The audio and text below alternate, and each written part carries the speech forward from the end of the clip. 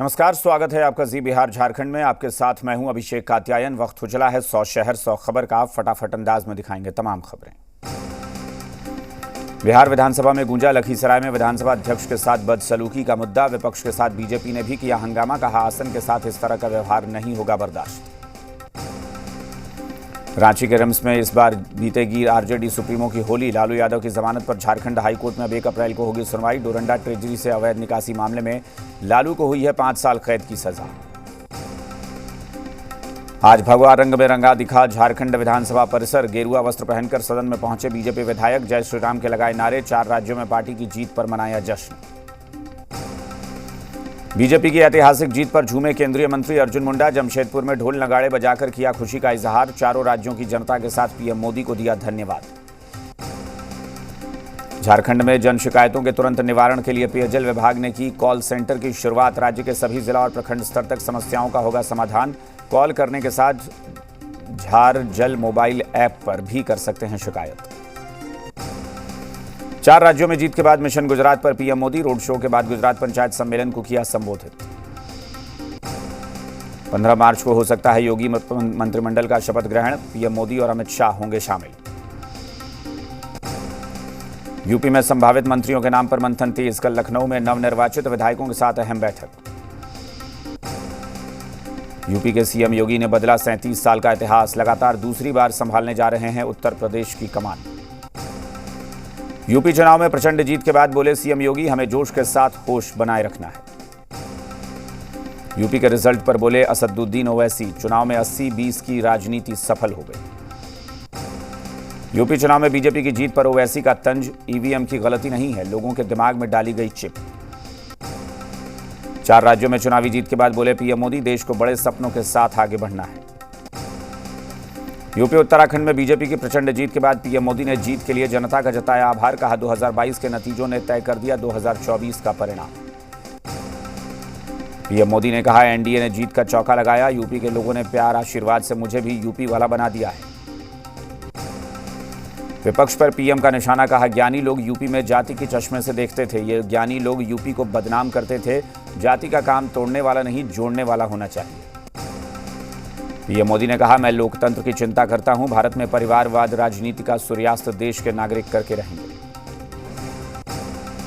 BJP की जीत पर बोले जेपी नड्डा, यूपी में 37 साल बाद लगातार दूसरी बार सरकार। पीएम के नेतृत्व में बड़ी जीत। नोएडा में ऐतिहासिक जीत के बाद बोले पंकज सिंह, अगले 5 साल में सभी वादों पर खरा उतरेंगे।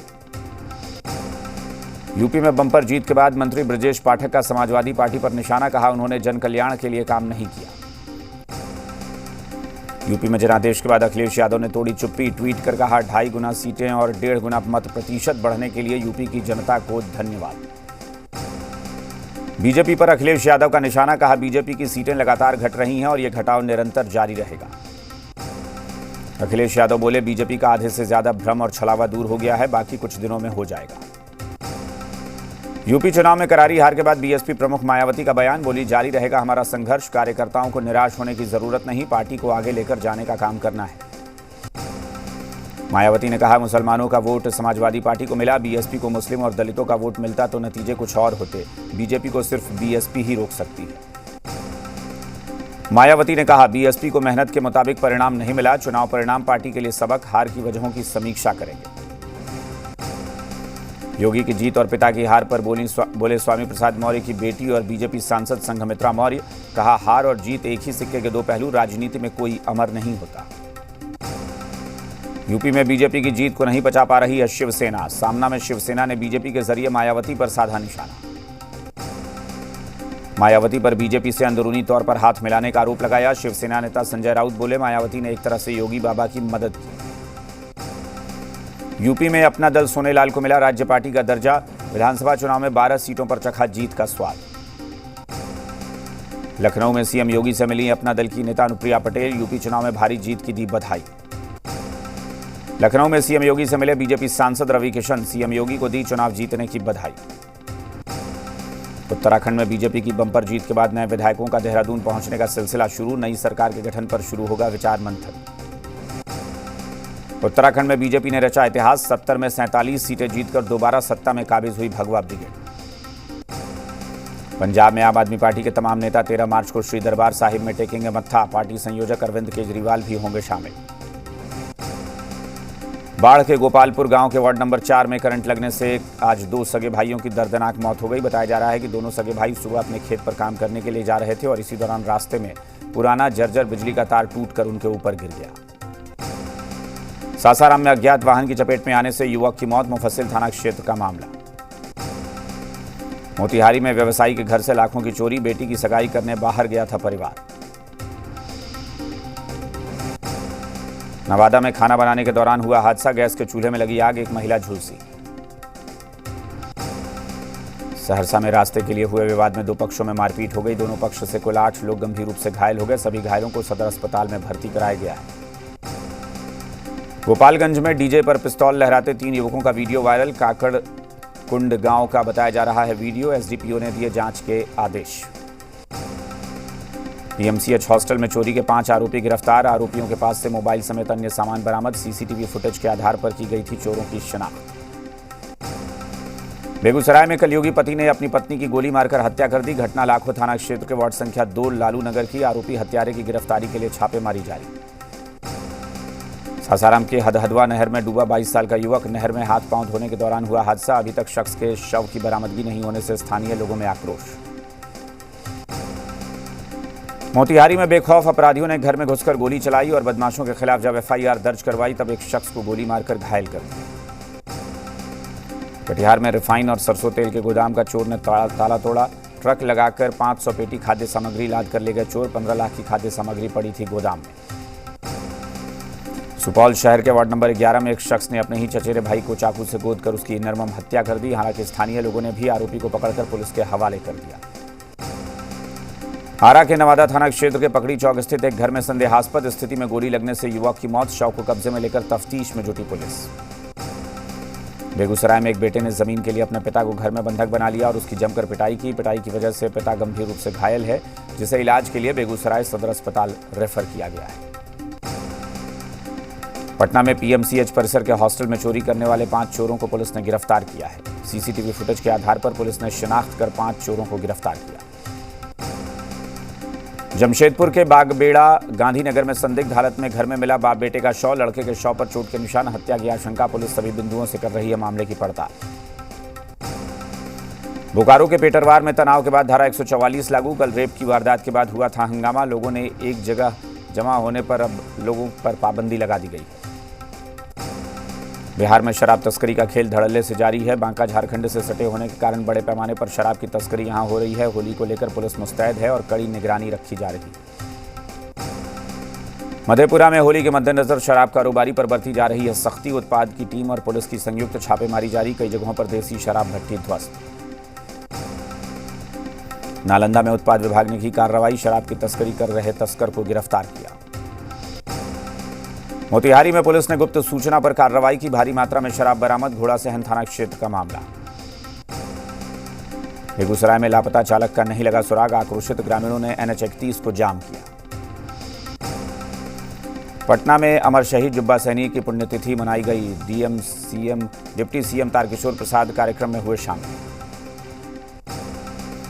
कोडरमा में 45 एनसीसी बटालियन की ओर से परीक्षा आयोजित की गई। 750 एनसीसी कैडेट्स परीक्षा में शामिल। हजारीबाग जिले के इचाक प्रखंड के अंतर्गत बरका खुर्द गांव में कई साल से जर्जर पड़ी सड़क का निर्माण करवाया गया। जिला परिषद फंड से सड़क की मरम्मती करवाई गई है, लेकिन सड़क निर्माण को लेकर स्थानीय लोग विरोध प्रदर्शन कर रहे हैं। इनका कहना है कि निर्माण कार्य में घटिया सामग्री का इस्तेमाल किया गया है। दानापुर के लाल कोठी मध्य विद्यालय में छात्रों के लिए नवनिर्मित शौचालय का प्रधान आयुक्त पीके कटियार ने उद्घाटन किया। इस मौके पर पीके कटियार ने कहा कि स्वच्छता अभियान के तहत शौचालय का निर्माण कराया गया है। जमुई में बिहार और झारखंड के अलग अलग कांडों को अंजाम देने वाले एक नक्सली को पुलिस ने गिरफ्तार किया। गिरफ्तार नक्सली झारखंड के जसीडीह, चांदन और झाझा थाना में 2 कांड में नामजद है। भागलपुर गोपालपुर प्रखंड परिसर में सामाजिक कार्यकर्ताओं ने किया आमरण अनशन। 10 सूत्री मांगों को लेकर किया अनशन। लातेहार के स्कूलों में गुणवत्तापूर्ण शिक्षा देने के लिए जिला प्रशासन पूरी तरह से गंभीर, जिससे स्कूल की शिक्षा की गुणवत्ता सुधरी है। अब स्कूल में छात्रों की उपस्थिति 85% तक पहुंच गई है। गुमला में घाघरा प्रखंड के गम्हरिया गांव में आत्मा परियोजना के द्वारा किसान मेला संघ उत्पाद प्रदर्शनी का आयोजन किया गया, जहां किसानों के द्वारा स्टॉल लगाकर अपनी अपनी फसल का प्रदर्शन कराया गया। गुमला में सुशांत गौरव ने समाहरणालय भवन परिसर से जागरूकता रथ को हरी झंडी दिखाकर रवाना किया और 100 दिवसीय राष्ट्रव्यापी पढ़ना अभियान का शुभारंभ किया। पूर्व उप मुख्यमंत्री और राज्यसभा सांसद सुशील कुमार मोदी ने रेलवे परीक्षार्थियों की सभी प्रमुख मांगें स्वीकार करने के निर्णय के लिए रेल मंत्री अश्विनी वैष्णव का धन्यवाद दिया और कहा कि यह फैसला छात्रों को रेलवे का होली गिफ्ट है। छपरा में 7 दिवसीय श्रीमद् भागवत कथा का आयोजन चल रहा है, जिसमें सैकड़ों की संख्या में श्रद्धालुओं की भीड़ उमड़ रही है। बांका में कटोरिया जमदाहा बाजार के राधा कृष्ण ठाकुर बाड़ी में 7 दिवसीय श्रीमद् भागवत कथा का आयोजन किया गया, जिसे लेकर 108 कन्या और महिलाओं ने भव्य कलश यात्रा निकाली।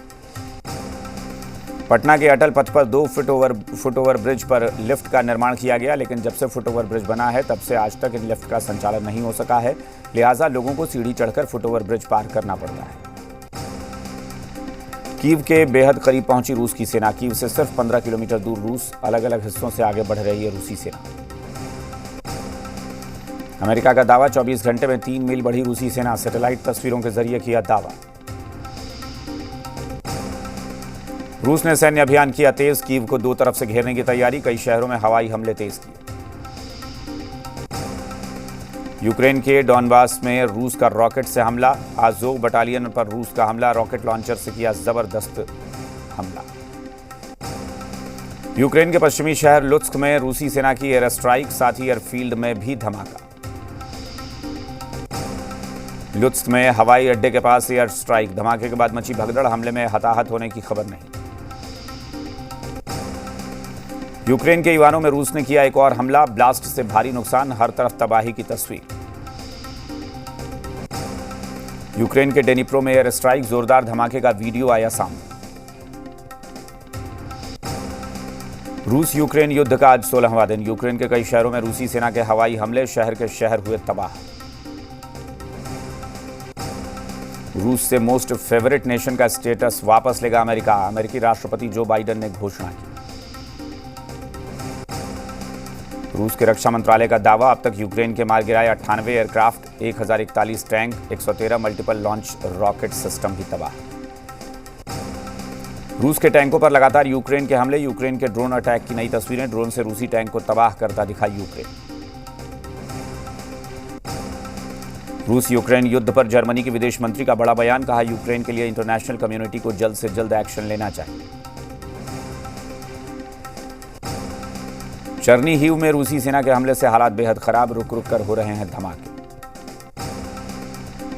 रूसी सैन्य वाहन पर यूक्रेनी सेना का हमला। यूक्रेन के हमले में रूस का सैन्य वाहन तबाह।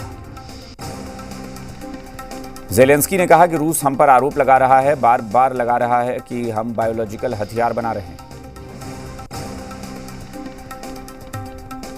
ज़ेलेंस्की ने रूस पर लगाया आरोप। कहा कि केमिकल अटैक में रूस सक्षम। उसने साथ ही कहा कि उन्होंने पहले भी ऐसा किया है कि दूसरे देशों के साथ भी करते हैं। यूक्रेन ने रूस के दावों को किया खारिज। यूक्रेन के राष्ट्रपति ज़ेलेंस्की का बयान, यूक्रेन ने कोई जैव रासायनिक हथियार नहीं बनाए। ज़ैपोरिजिया न्यूक्लियर प्लांट पूरी तरह सुरक्षित। प्लांट में बड़ी संख्या में रखे गए थे हथियार। पूर्वी यूक्रेन के शहर डेनिप्रो में भी जोरदार धमाका। कैमरे में रिकॉर्ड हुई तस्वीर। यूक्रेनी सैनिक ने दिखाया युद्ध में हुई तबाही का मंजर। हर तरफ दिखे सिर्फ जले हुए टैंक, सेना की गाड़ियां और हथियार। रूस के हमले में 63 अस्पताल तबाह हुए। यूक्रेन के कई शहरों में हालात बेहद भयावह।